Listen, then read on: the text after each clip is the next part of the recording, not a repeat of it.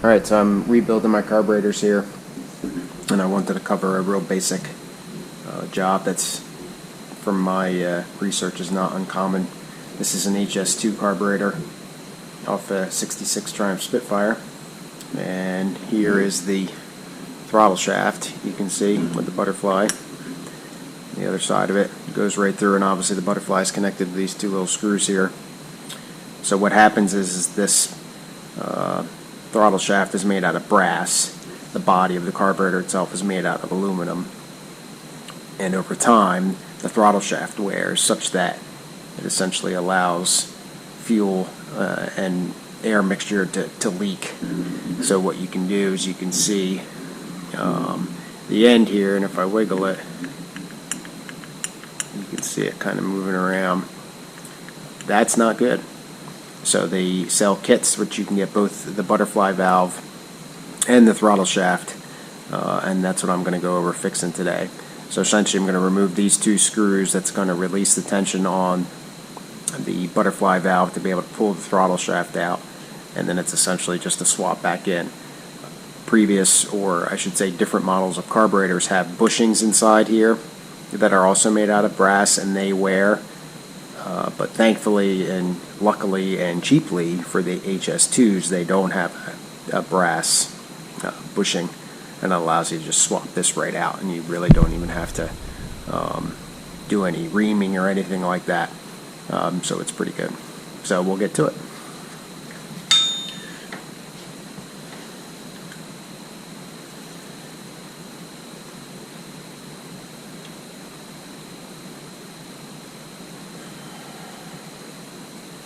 Now these little screws in here are single-use screws.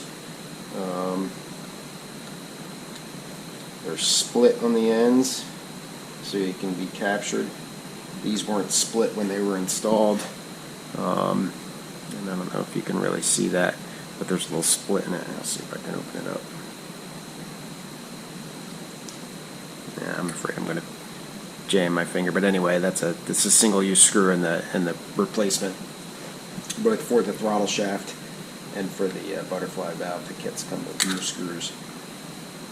Unfortunately, I got my kits through Rimmers, and you can't get a throttle shaft and a butterfly valve kit together, so you end up getting some extra screws and some extra gaskets that you pay for. Some of these screws also are a little tough. There it goes, to break away. And you gotta watch that you don't strip it out. Alright, so there's the two little screws. The throttle shaft just essentially slips. It doesn't slip right out, but it comes right out there.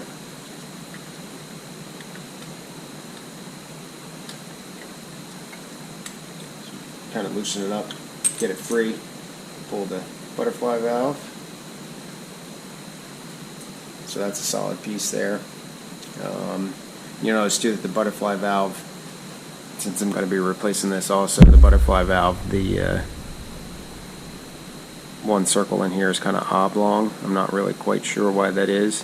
And also, if you can see, it's shaved at an angle. So you got to remember when you take it apart, essentially, which way you're going so that you can put it back together properly.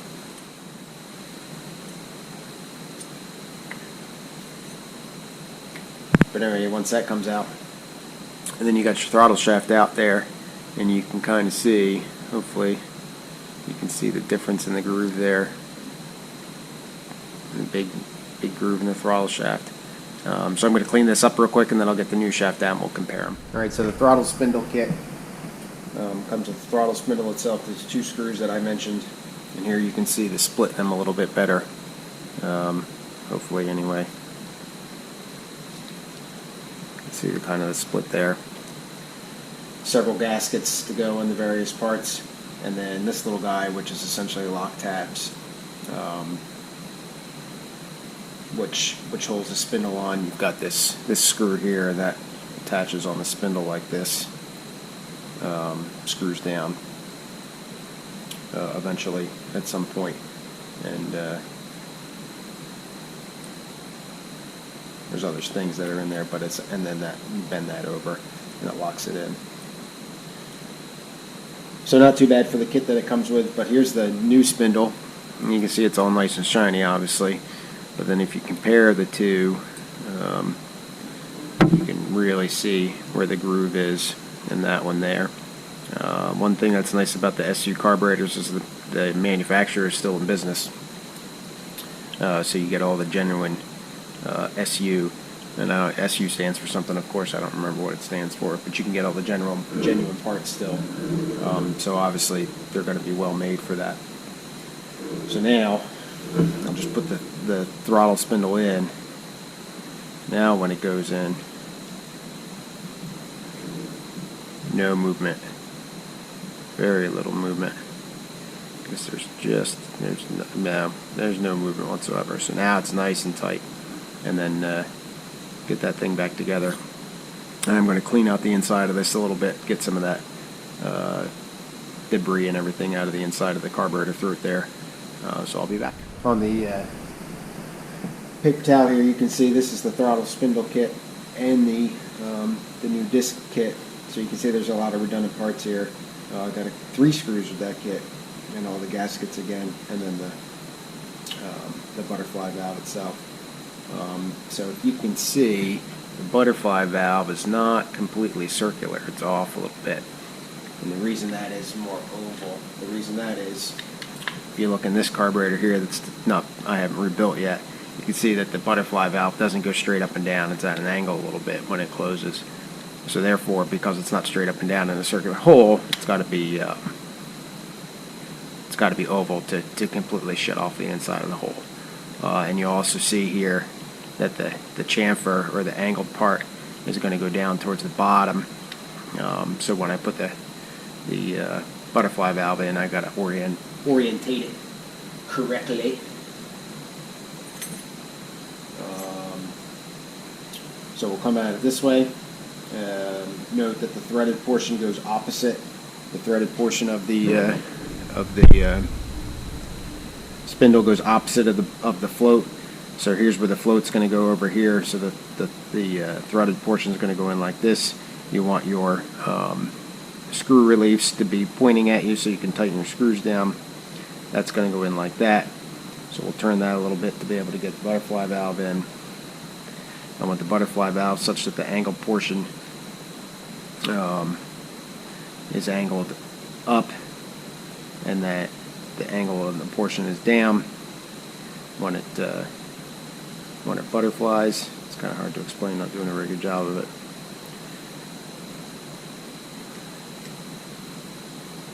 So that guy's going to go in like this, and then when he closes,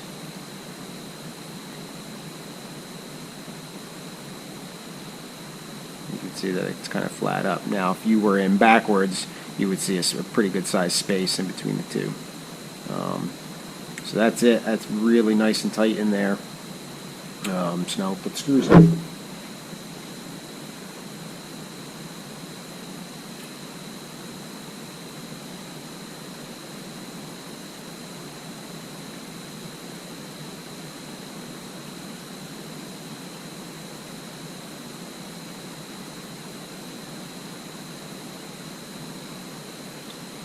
I did clean up I have a brass circular brush that you can put in a drill that I got from Harbor Freight. I'll put a link in the description, I think, because I've never done that before, so maybe I won't. But chuck it in a drill and you can spin it. So anything that was all this throat, and I clean the inside of the bush, or inside of the spindle where the spindle goes.